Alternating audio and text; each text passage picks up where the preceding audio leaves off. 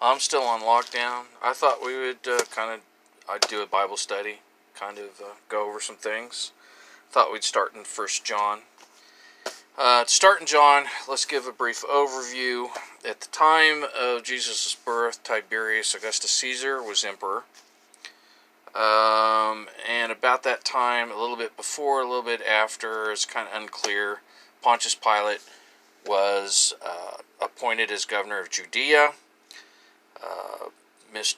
Pilate was not very popular in Judea. One of the things that he did that really made a lot of the Jewish people and authorities angry was he hung up these banners or cloths around Jerusalem, which were basically to worship the Emperor Tiberius, which was in conflict with the Jewish faith, which there was only one God.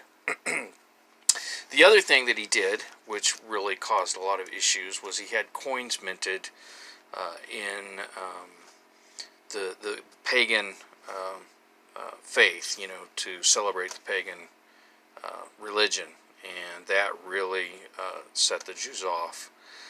Rome was basically the conquerors or the occupiers of Israel, and Jerusalem was a hotbed of this. Constant tiny revolts. You had people like the Zealots. As a result, troops from Rome, stationed a long way, usually would take out their frustrations on the people. And it's unclear just how much or little Pontius Pilate did to dissuade this.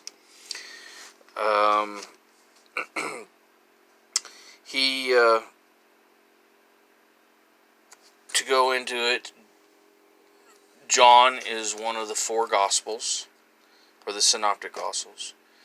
The writer is the Apostle John. He was an intimate of Jesus, part of the 12.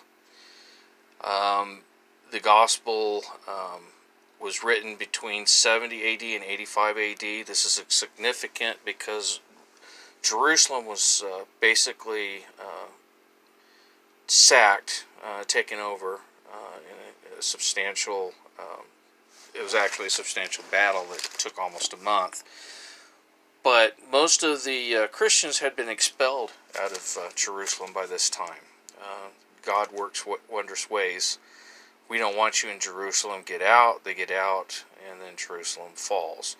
More than likely, John was in Ephesus when this was written. John, his take on this is that John concentrates on the deity of God. He concentrates on God being the Savior. He is the main character. He starts out as the main character. And I'll read John 1:1. And this is in the NLT. In the beginning was the Word, and the Word already existed. The Word was with God, and the Word was God. He existed in the beginning with God. God created everything through Him, and nothing was created except through Him.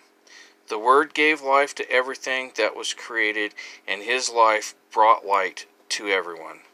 The light shines in darkness, and the darkness can never be extinguished. That was 1-5. So let's start with 1:1.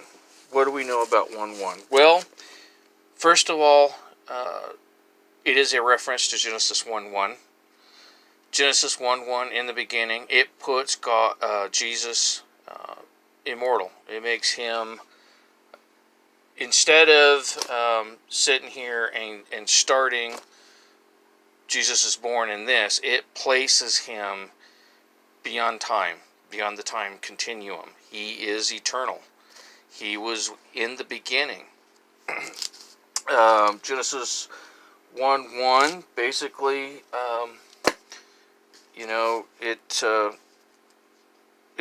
it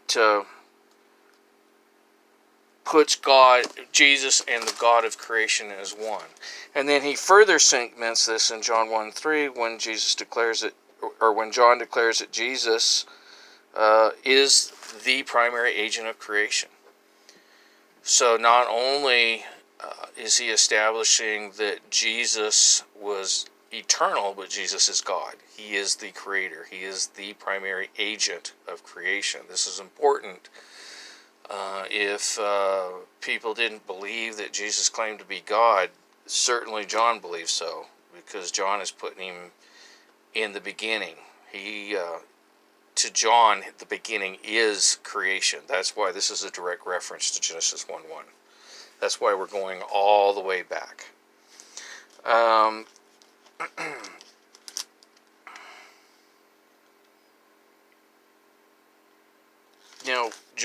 Genesis 1-4,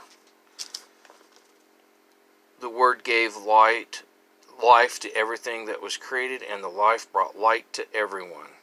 The light shines in darkness, and the darkness can never be extinguished. Basically, it talks about total darkness or life without a Savior, separation of God. And Jesus is here to be God. Jesus is here to bring light to the world. Jesus was here to save mankind. One of the things that it was believed at the time that the Messiah would save the Israeli people from the Roman occupation, that he would be a military leader. Nothing really in the Bible indicates that. In the Old Testament that I can find. If some of you guys find something, let me know. But their belief was he was to be a military leader, and that's not what Jesus' intent was. It was much more broad or finite as you look at it. It was not to deliver just the Jewish people, it was to deliver the world. And that, in the course, of the God, later on, that's going to cause problems, especially when the gospel goes to the Gentiles. But that's a story from another day. One of the things that John is doing in 6:11, and I'll read this. God sent a man, John the Baptist, to tell about the light so that everyone might believe. Because of his testimony, John himself was not the light. He was simply a witness to tell about the light. The one who is the true light, who gives light to everyone, was coming into the world. This is a testimony. This is meant to be a testimony. Testimonies were big in that day. You didn't have camcorders like we have today. You didn't have camera phones. You didn't have things that you could instantly record. So you brought forth testimonies. John the Baptist would have been well known, even at this period of time. Many already considered him a prophet. Jesus said he was the greatest prophet. So what John is doing early on is he's establishing testimony. He's establishing, hey, this is who Jesus was, and this is why. Bam, bam, bam. And it's a mechanism to say, hey, this goes back this goes back to John the Baptist. This goes back to the beginning of time. And so he's developing a narrative, and this is helping that narrative. One of the things that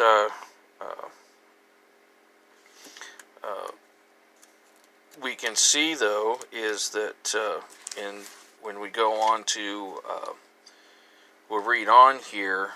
I want to read.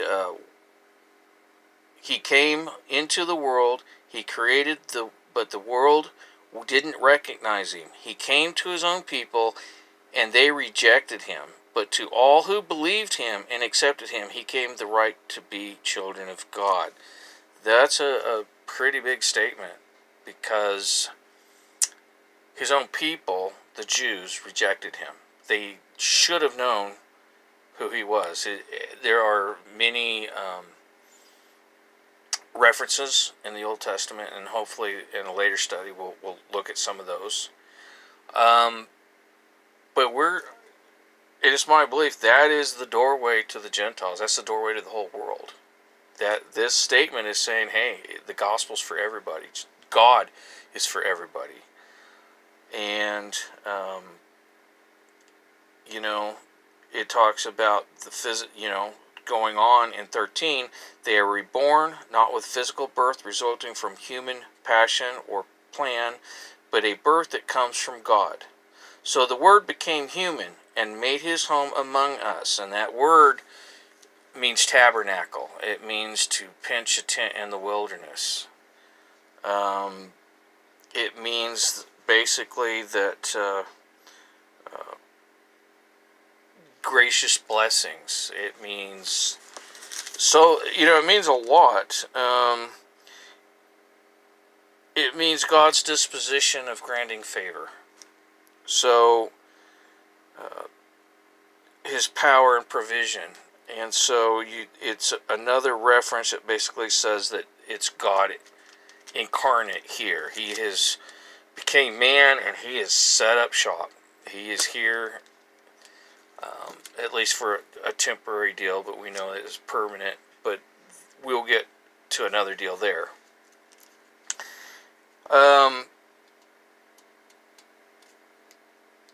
We're going to end there for tonight, and I'm trying to keep these to small segments. Let me know what you think, and good night, and I hope you all have a really good evening.